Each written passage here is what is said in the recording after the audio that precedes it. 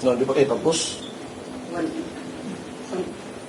Well, Fred Valornos from JV7. Ano po ang gusto nating ibigay na connotation sa ating buong bansa with the name Maisog? And ano ang pinupunto natin ito sa hinaharap? Well, like I said earlier, tinawag siya na maisog kasi we are facing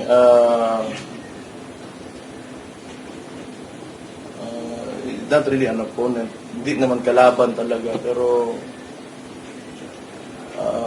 people or a person in the pinaka mataas na posisyon sa bansa natin. But it's not really, kung ako lang, it's not really to oppose him, it's to communicate with him. Yun ang gina-establish natin dito because we believe that we are not being heard. And nakikita nyo naman na hindi kami nakakapag-establish ng mga rallies just recently sa mga pinupuntahan namin. And it seems that they don't want to hear us talaga. So, and it's not an easy thing. Hindi madali para for a group or for an individual to establish communication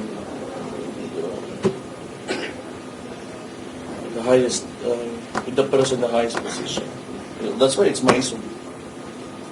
Matapang ba? Kung sa Tagalog pa,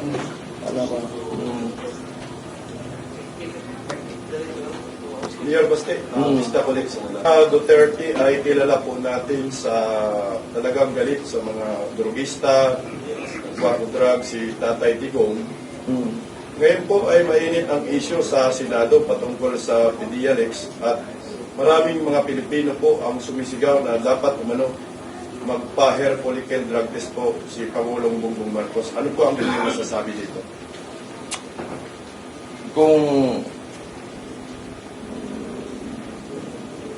Actually, I will suggest that let the Senate do their job. Tapos tingnan nyo, because you voted for these people. Yung mga nasa Senado natin ngayon. Nilagay nyo yan dyan, then tingnan, and observe and listen to them, and tingnan nyo kung ano ang contribution nila sa issue. So, pagdating ng sunod election, mas kilala nyo na yung mga senador na yan. So, tandaan nyo na lang kung anong ginagawa nila ngayon, lalong-lalo na may mainit tayo na issue. Okay, limit po tayo sa last three question. Nag-aantay na yung... Sige, okay. So last three question from the media. Follow up lang, Mayor Baste. Kailangan bang magkaroon ng hair follicle drug test si Pangulong Bongbong Marcos? That's up to him. That's up to him. I cannot say that kailangan or not. That's up to him. It can be a personal choice for him. Thank you so much. Mayor, Jerwin po from K5 sa Tacloban. Na-mention po niyo po kanina about po sa yung plano po ng maisog ay para maipalabas po ang yung hinaing at para magkamayroon po kayo ng magka-communicate kayo. So mayroon bang ginagawang maisog para magkaroon kayo ng communication between you and President Bongbong Marcos? Well, sana pansin ko lang on how they respond to sa mga demonstration na ginagawa namin. Like for example, ngayon na they have an idea kung saan yung next rally.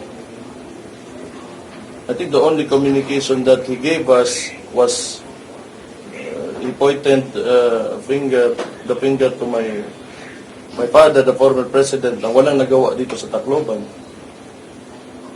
I think that's his way of communicating to us.